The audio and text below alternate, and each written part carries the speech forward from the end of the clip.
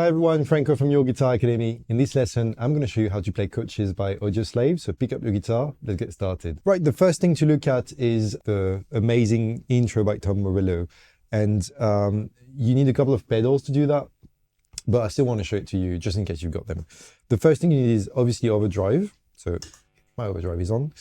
And the second thing you want is to use a delay. And what you want is one single repetition, but a loud one, pretty much the same volume as, or the same volume as the note you're playing. So if I turn my delay on with the overdrive, I now have something like this. Now, it's not exactly the same delay as Tom Morello, just doing my best. And I'm not Tom Morello. But then what you want to do is you want to mute, I'll put that in my mouth. You want to mute the strings with the left hand, and the right hand, you're just going to slap the strings at the pace of the delay, basically. So it's going to go.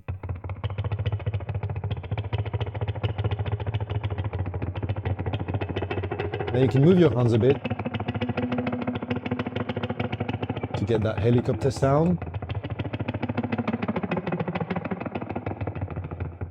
And then after that beautiful intro, we've got the main riff that we all want to learn. And the riff sounds like this.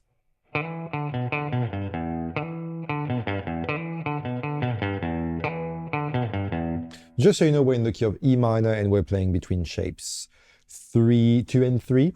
We're playing a little bit of shape number 1 as well with the open strings.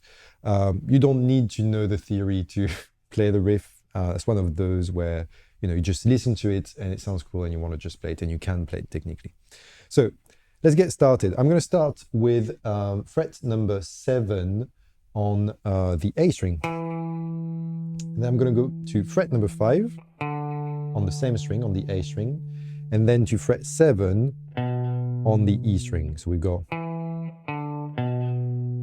I'm going to move up to fret number 5 again. So notice that I kept my index finger ready. One more time. Sorry, I need to tilt again. Then we're going to go back to the E string on fret 7. And we're going to jump to fret number 3 on the same string. And then the open E string. So we've got. That's the first half of that riff. Timing-wise, it goes 1, 2, and 3, and 4, and. One more time slower. 1, 2, and 3, and 4, and. 1, 2, 3, 4. Let's do another one. 1, 2, and 3, and 4, and. Now, one little detail, once you get that right, instead of starting literally the first note on fret 7 with the ring finger like this, and then playing the whole thing, what you want to do is actually have your index finger ready on fret number 5, and you're going to do a very quick hammer on from 5 to 7 on the same beat. It's what I call the Hendrix hammer on. That one there. So what I'll do is, as soon as I plug the string on fret number 5, I hammer on fret 7. So you can barely hear that fret number 5. It's more an effect than, it's more something to do with color than an actual note we're playing. And then the riff would go. Right? So have fun with that. I know it can be a bit tricky at first. What you don't want to do is, because you would change the timing of the song and the timing of that riff. So don't do that. It's like you're fixing a mistake. It's like, oh, I played the wrong note, I'm fixing it. So that with the overdrive. Instead of. Now let's look at the second half of that riff. So the second half of that riff goes. So it's pretty close to what we've played before. I'm starting with fret 7 with the ring finger again on the A string, moving down to fret number 5 on the same string on the A string, then fret number 7 on the E string, jumping to fret number 3 on the E string, and then open E string. So, sorry, it's hard to split it in half. Right, so it goes. And that's the second half. Again, the first note, I guess you noticed by now, I'm starting with fret 7 on the A string.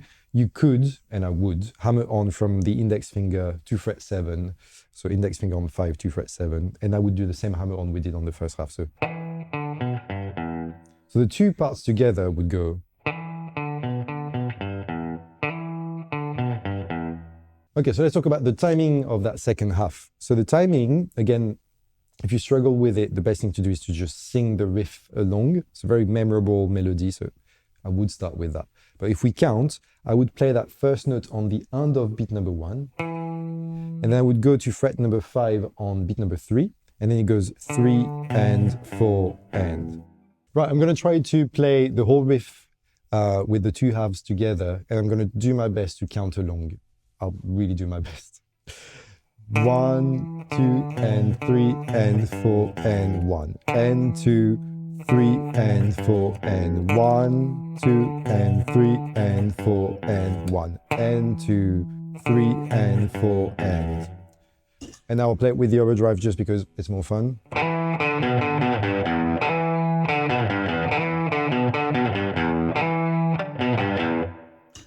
Way more fun with the overdrive, so do it with the overdrive at home.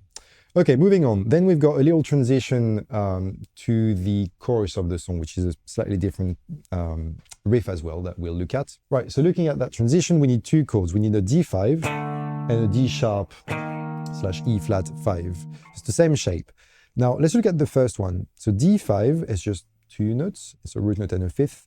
I've got my index finger on the root note, which is the note D on fret number 5 of the A string, and I'm going to use my pinky on fret number 7 on the D string. Now that's a D5, but what we want for that song is actually to not start from the root note of the chord, but from the fifth, so we've got a fifth on the bass. Basically what it means is that instead of starting with the index finger on fret number 5 here on the A string, so I'm moving my hand and looking at it, so I'm sure you can see that.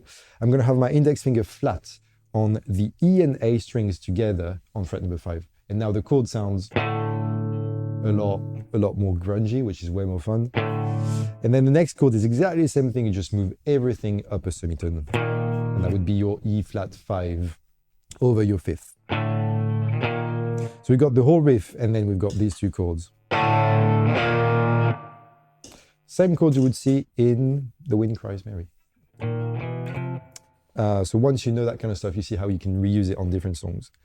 Okay, so we've got these two chords, and then we move on to the last part of the song, which is the main riff of the song, which is the one on the chorus. Right, so the chorus of the song, the riff for the chorus sounds like this.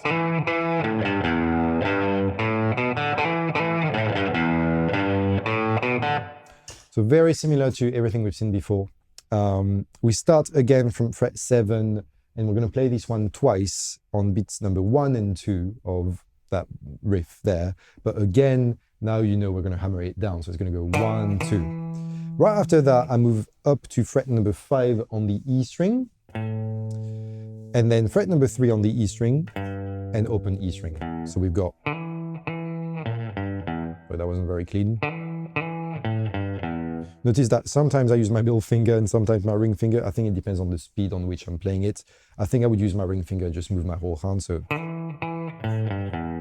like that. It just feels more natural.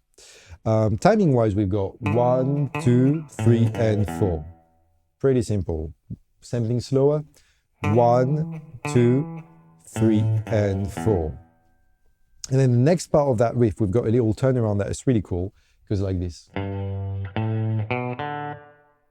So what I'm doing here is I'm playing fret number 3, then fret number 5 on the E strings, then on the E string, there's only one of them I'm playing at the moment, so E, G and A on the E string. Then I'm moving up to fret number 2 on the A string, and then open D string. So we've got... And the timing of that second half of that riff goes 1 and 2, 3, 4, and... So I'm playing the G on fret number 3 on the E string on the end of beat number 1. The A on fret number 5, I'm playing it on beat number 3. The A string fret number 2 on beat number 4, and the open D string on on the end of beat number 4. I did it. So again, recap: end of 1, 3, 4, and. So the whole thing goes. like that. Let's put the two halves together.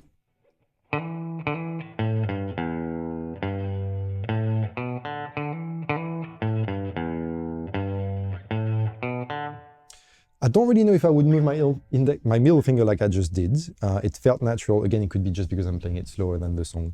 Let's try with the overdrive and faster to see if I can do that in a more consistent way.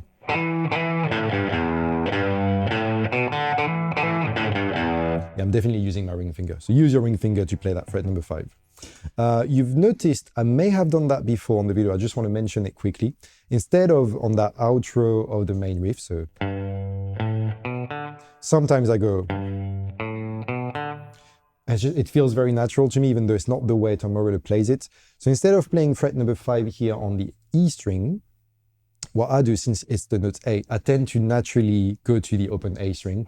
So that means I would go fret number 3 on the E string, and then I would just go up the pentatonic scale shape 1. So open A string, fret number 2 on the A string, and I finish with the open D string. Again, it's definitely valid. It sounds the same, it's literally the same note, but it's just a different option to play it. Right, so that's the whole song. It's a really cool song if you want to, let it go after a long day. It's the perfect high energy song. Timing can be a bit tricky. You saw me struggling to count along and to play the song. So I would suggest, as I always do, sing along with the song. Make sure you got the melody in your head before you dive in. I'll see you on the next one. Bye.